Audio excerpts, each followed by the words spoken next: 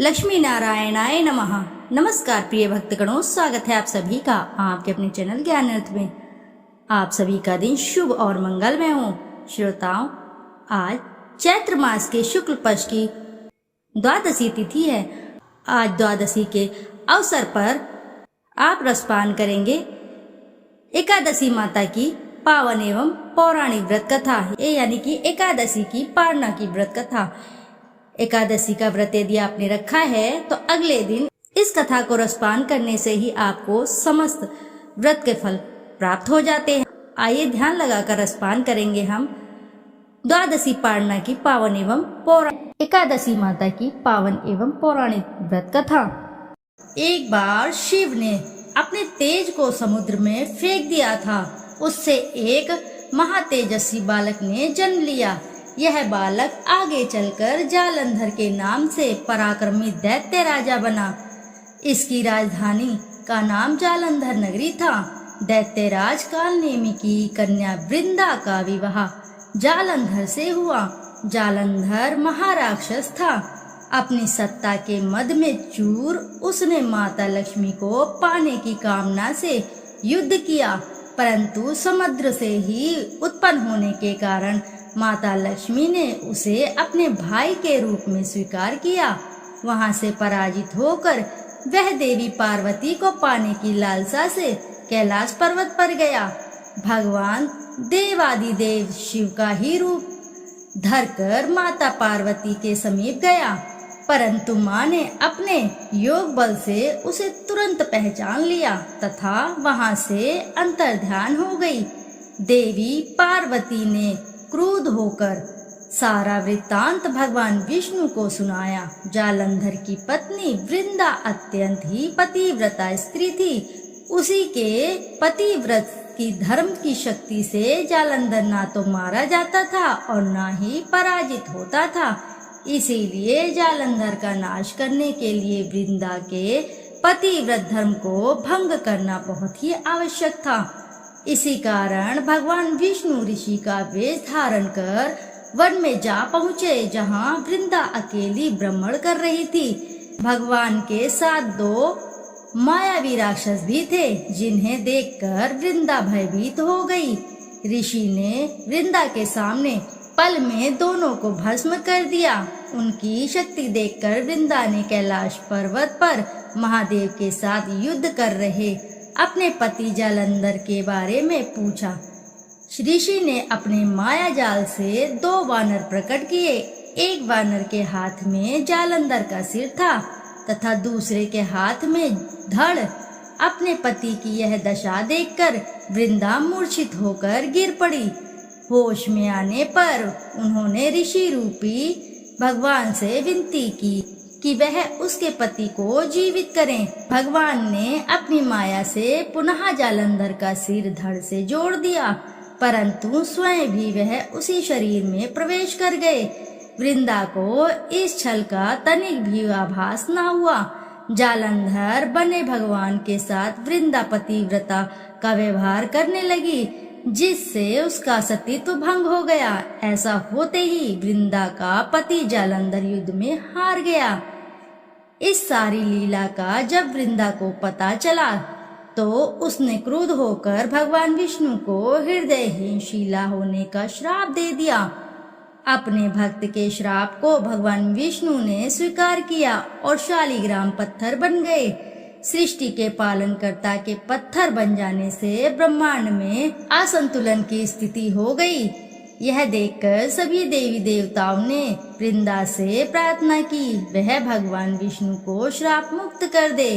वृंदा ने भगवान विष्णु को श्राप मुक्त कर स्वयं आत्मदाह कर लिया। जहाँ वृंदा भस्म हुई वहाँ तुलसी का पौधा उगा।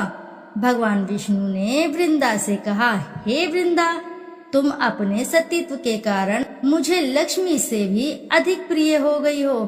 अब तुम तुलसी के रूप में सदा मेरे साथ रहोगी। तब से हर साल कार्तिक महीने के देवउठानी एकादशी का दिन तुलसी विवाह के रूप में मनाया जाता है।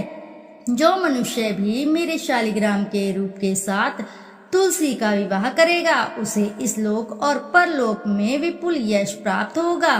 उसी दैत्य जालंधर की यह भूमि जालंधर के नाम से विख्यात है। सती वृंदा का मंदिर मोहल्ला कोट किशनचंद में स्थित है। कहते हैं कि इस स्थान पर एक प्राचीन गुफा भी थी जो सीधी हरिद्वार तक जाती थी।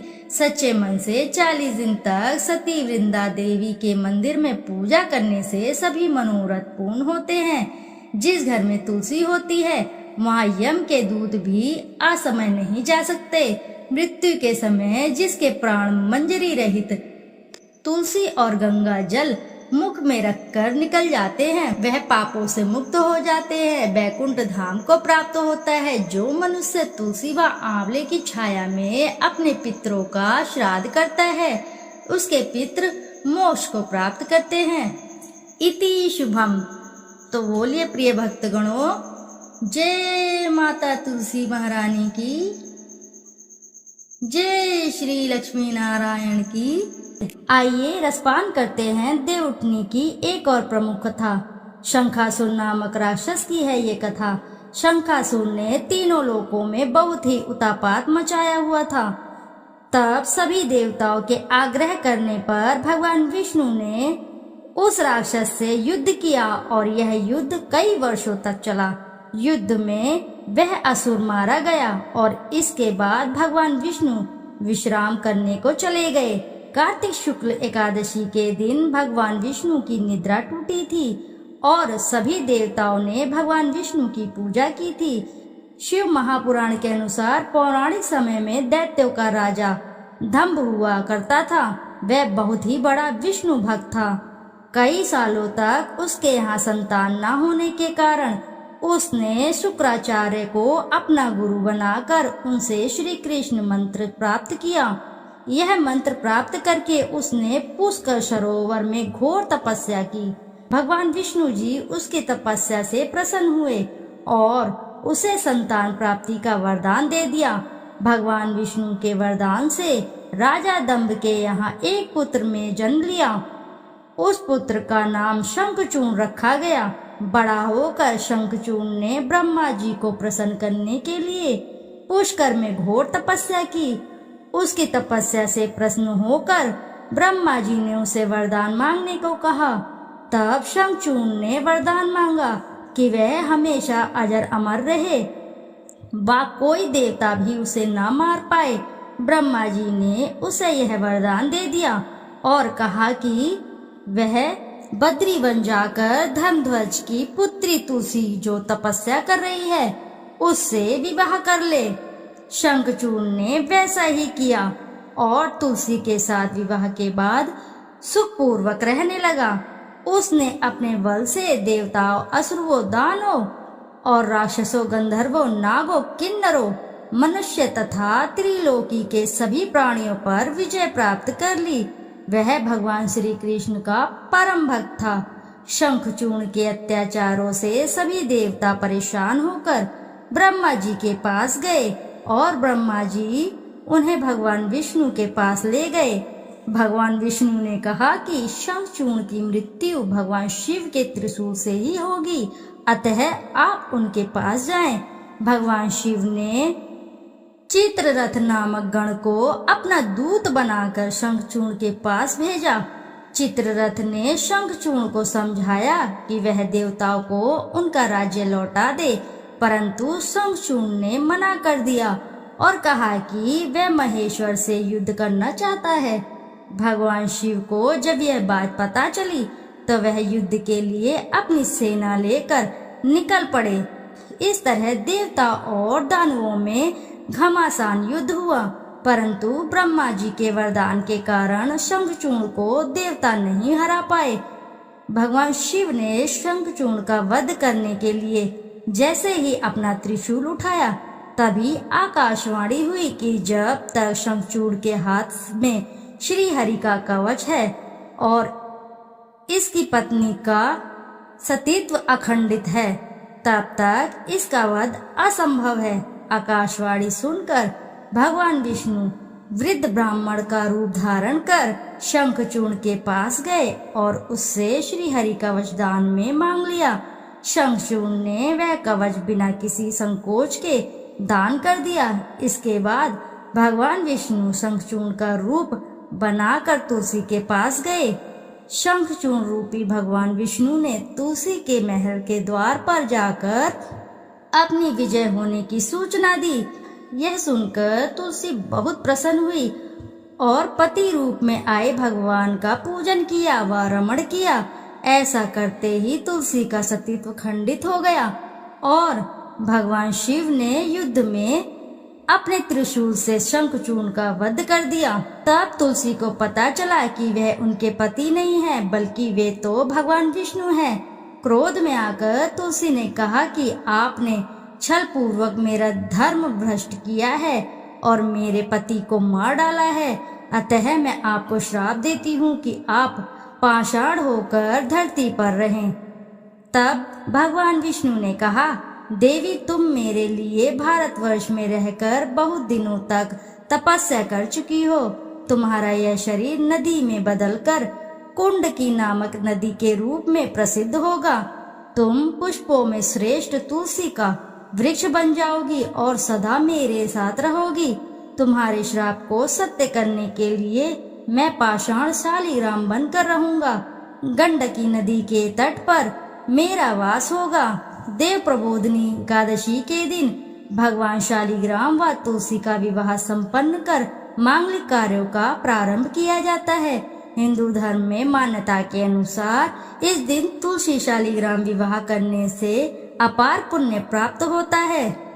शास्त्र अनुसार जिस समय वामन भगवान 3 पद भूमि लेकर विदा हुए थे, उस समय दैत्यराज बलि ने वामन जी को रथ में विराजमान कर स्वयं उसे चलाया था।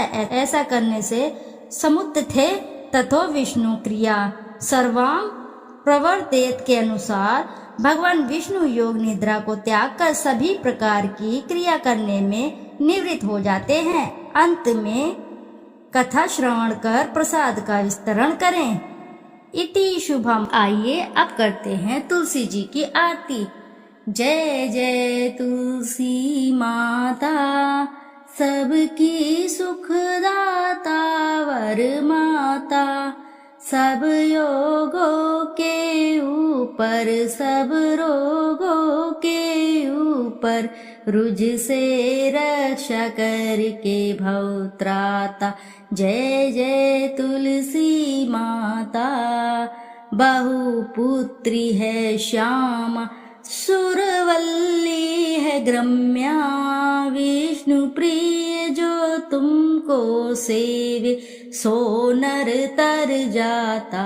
जय जय तुलसी माता। हरि के शीश विराजत, त्रिभुवन से हो वंदित। पतित जनों की तारिणी तुम हो विख्याता। जय जय तुलसी माता। लेकर जन्म बीजन में आई दिव्य भवन में। मानव लोक तुम्ही से सुख संपत्ति पाता। जय जय तुलसी माता। हरि को तुम अति प्यारी, श्यामा वर्ण सुकुमारी। प्रेम अजब है श्री हरि का तुमसे नाता। ओम जय जय तुलसी माता। प्रिय भक्तगणों, प्रेम से बोलिए एक बार जय तुलसी माता की। जय श्री हरि लक्ष्मी नारायण की। प्रिय भक्तगणों, यदि आपको कथा अच्छी लगी है तो वीडियो जरूर लाइक करें, साथ ही चैनल को सब्सक्राइब करें। एक बार अपनी सच्ची श्रद्धा से कमेंट बॉक्स में जरूर लिख दें जय तुलसी मैया की। फिर मिलते हैं आपसे ऐसी ही नई कथा कहानी में। तब तक के लिए नमस्कार श्रोताओं।